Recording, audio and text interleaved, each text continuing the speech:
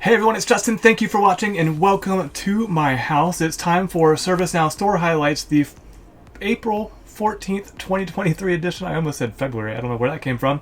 But that's SSH 04142023. Let's get started here. We have got quite a few to cover. There were 134 new or updated applications in the ServiceNow Store this time. You can see them right there at the top. 134 applications. 4 of those were new releases, 36 highlights that I'm going to run through, 6 compatibility updates that we'll take a look at, 86 fixes. ServiceNow went to town on the spokes. There was a bunch of performance fixes and then a bunch of little small things. So lots and lots of ServiceNow fixes. And then we've got only two release notes fails. That's not so bad. So let's get started. Let's take a look at those release notes fails and see what we've got there.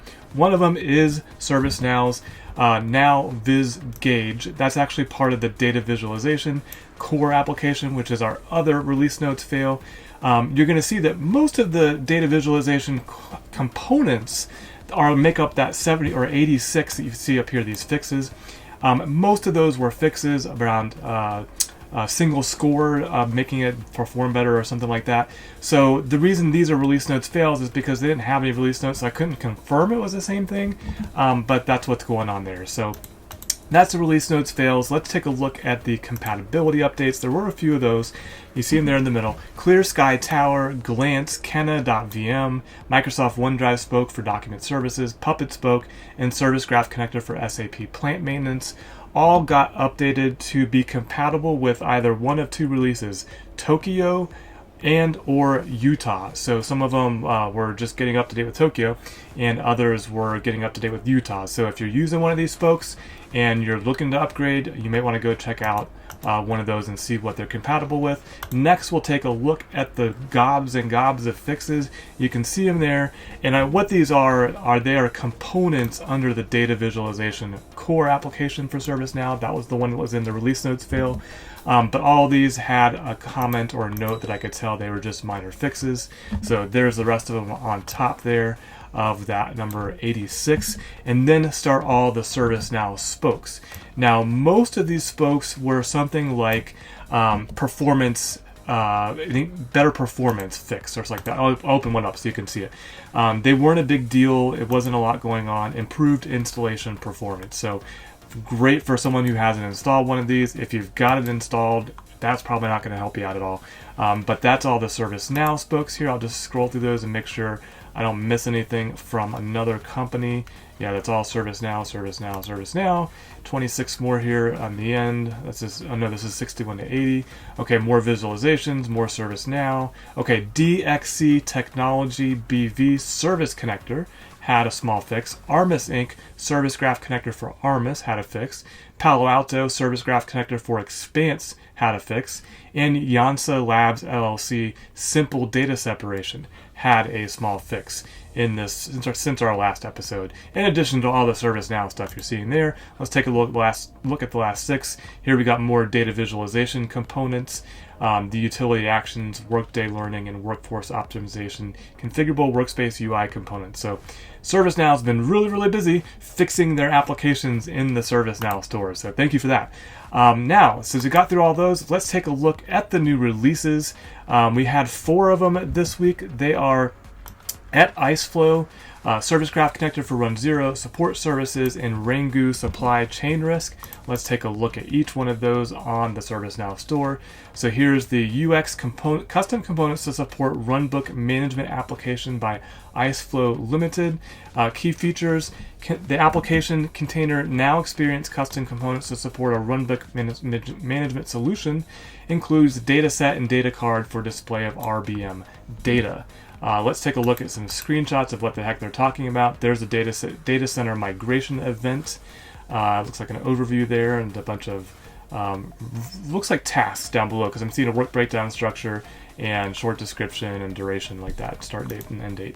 There is an event timeline, an instance summary, and a runbook management. So you got planned events, planned changes, runbooks for your attention, and back to the data center migration event. Okay, so that's the new one from IceFlow Limited. Let's take a look at the next app. That's Service Graph Connector for runZero. Import runZero assets into the ServiceNow CMDB. Key features, exactly what I just said. So let's take a look at the screenshot. There is the setup, or the guided setup for this Service Graph Connector, and there is more guided setup for this Service Graph Connector. So they're just taking screenshots of the guided setup, and then here are the things that you have to do in order to set it up. So select CMDB classes to map source data, and you work through that guided setup to get that done.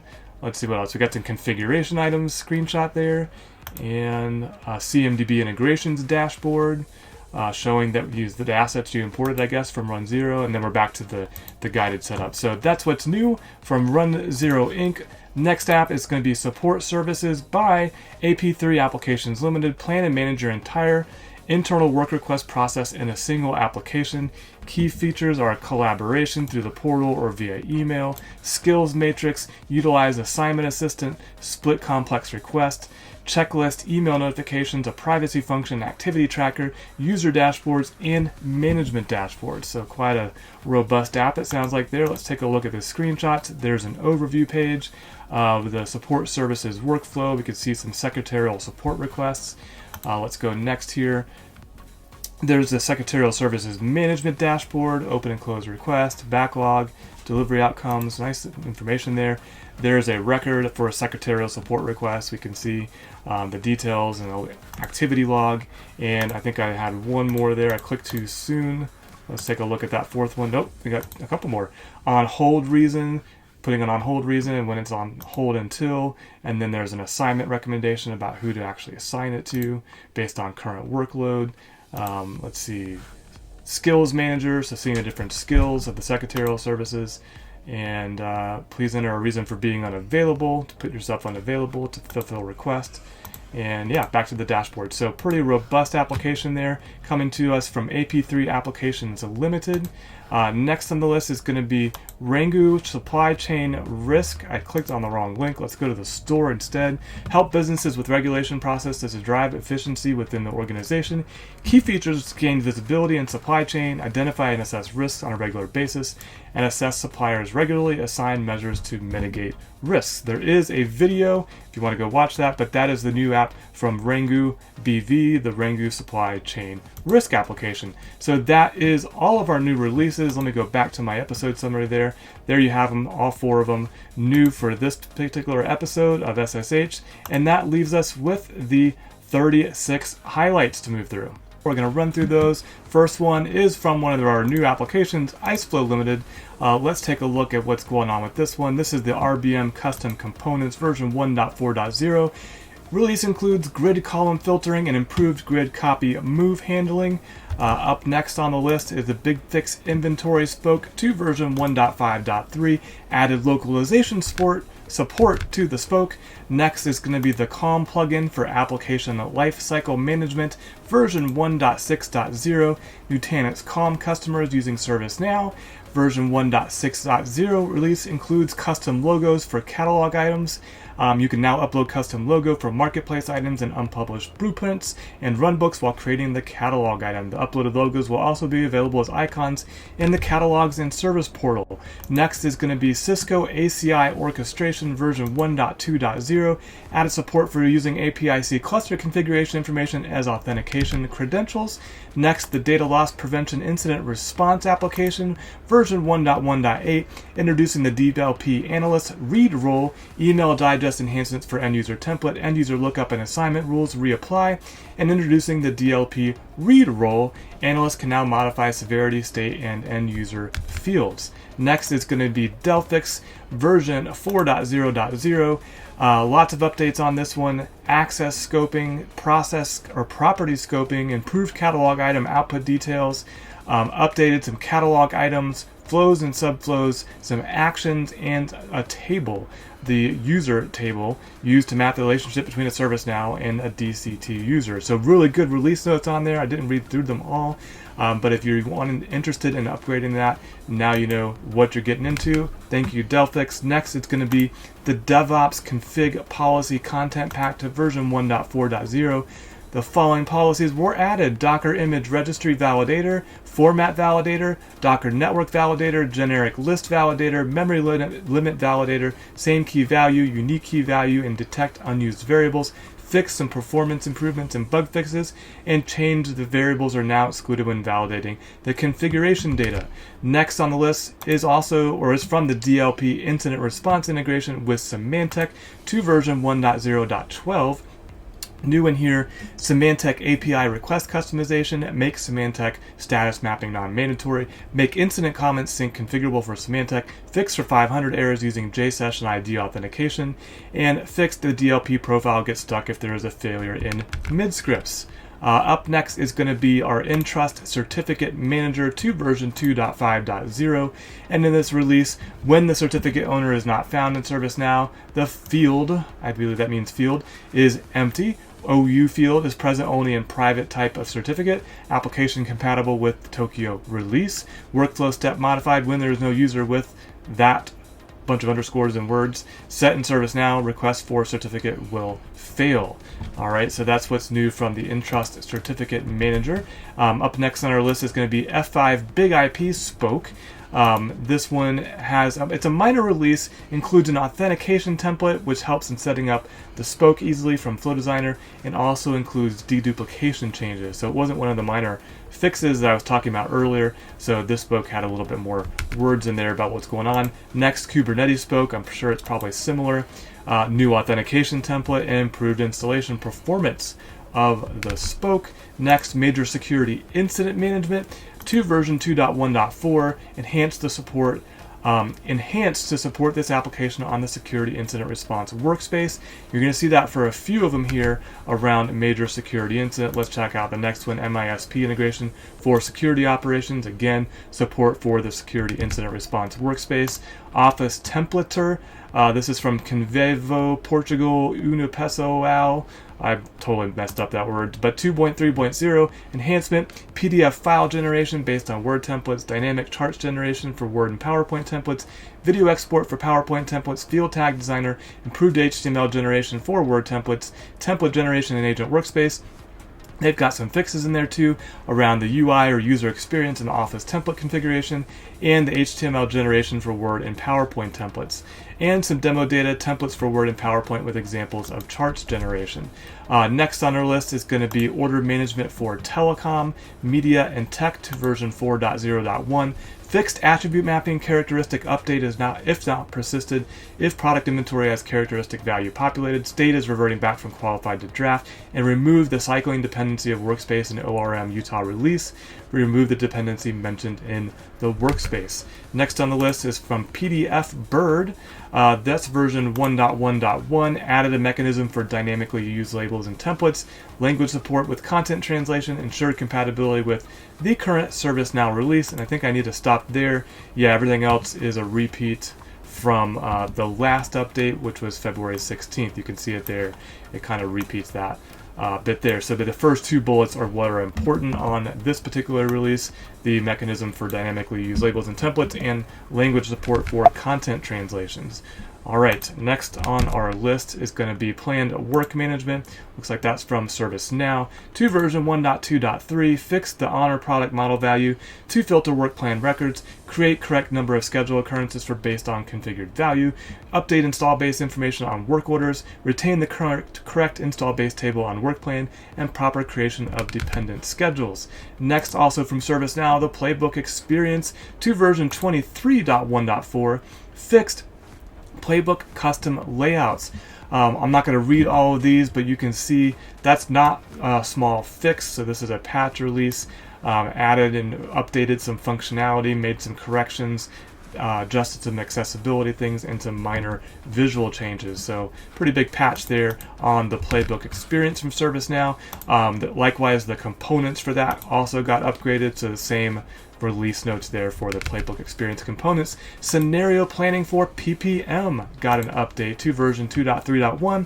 They added a report view ACLs for all scenario tables and fixed the rank changes in draft scenarios should not update the confirmed scenario ranking and the order of rank by score. Let's go to the next page. We've got 16 more of these. Security case management. This is going to be one where they've updated it for the security incident response workspace. I think the next one's going to be the same for security incident response. We'll just click to make sure. Yep, updated for the security incident response workspace. And I'm just not going to click on the other two because I know they're the same thing, but security incident response integration and a security incident response workspace. Actually, let me click on that one because that might actually have a little bit more detail. Yeah, here we go. Change the security incident response workspace to support standard record pages. Fixed in Tokyo related instances. Compose email form does not load. Playbook menu item not visible. On the home page, when you click a widget with more records, navigate to the last page and click the widget with that few records. Then an error message that rows were removed from this list by security constraints is displayed. Security incident response workspace displays 2 escalate buttons and the action is not working. And performance for loading of security incidents taking a long time. So if you're using the security incident response workspace, you may want to look at this update. Lots and lots of fixes and changes in this one. All right, the service graph connector for CrowdStrike got an update to version 1.0.8 to include device last seen timestamp and the custom CrowdStrike devices, or on the custom CrowdStrike devices table. Next on the list is going to be SINAC vulnerability response to version 1.1.1, improved logging and discovered items based CI mapping approach. Next, Tenable for Assets got updated to version 5, ServiceNow OT certified, additional OTCI classes added, and repaired issue where OTCIs were not importing to the correct class. Next on the list, Threat Intelligence. I believe this is another update to the security to support the security incident response workspace. Threat Intelligence Support Common, same thing. Toughen Orchestration Suite. That is to version 1.0.3, updated to include ID of created ticket and output. Next, Twitter spoke. Does the Twitter API still work? I don't know. Leave me a comment down below. That got updated to version 1.2.0. New authentication template for easier spoke setup. So it must be working if they got the authentication template working. And then fixed improved installation performance like we saw with the rest of them there, and a KMF error in tweet action. Next, VMware Workspace 1 ITSM connector to version 3. And this one, I believe I included this. Oh, it actually is valid. Okay, so accelerate troubleshooting of support issues with access to device details. I don't know why this font looks blurry to me. Device details, application, profile, and certificate management through Workspace 1, all within the ServiceNow incident. And then you can see the rest of the stuff you're able to do there. So if you're using this VMware Workspace 1 ITSM application, this is a major release. They're calling it to version 3. So you may want to go check that one out and see if you want to update. Next is going to be vulnerability response integration with ARMIS. Version 1.0.1 added new columns to the ARMIS detections import and ARMIS vulnerability entries import, and updated formatting of unique identifier for vulnerability detections from system generated to ARMIS device ID, vulnerability ID. So little minor release there from the ARMIS team. Next is going to be Wiz integration for security operations, got upgraded to version 2.0.1. New features and fixes. Added filters capability, added incremental processing, added parameter severity for vulnerability vendor severity is now available on vulnerable item table for Wiz records, populated cloud region account and source ID fields, and support for Utah. Next on the list, work scheduler for workforce optimization to version 2.0.2. Fixed the following issues. UTC time zone users were unable to view the shift calendar. That's funny, a whole time zone couldn't use the shift calendar. Active span not resizing, and display of empty work queue. Last on our release list of highlights is Zoom in to version 7.2.0, surfacing specific knowledge bases only in the Zoom in case deflection. Knowledge IDs in case deflection. So that's what's new from Zoom in, and that is our list of highlights. Let's recap real quick. We took a look at 134 applications, 4 new releases, 36 highlights, 6 compatibility updates, 86 fixes, and 2 release notes fails. I hope you found this video helpful. If you did, please like, please subscribe, or share with somebody who you think might be interested in what got updated in the ServiceNow store and what you should be paying attention to updating in your ServiceNow instance. Until next time, don't forget to always be learning.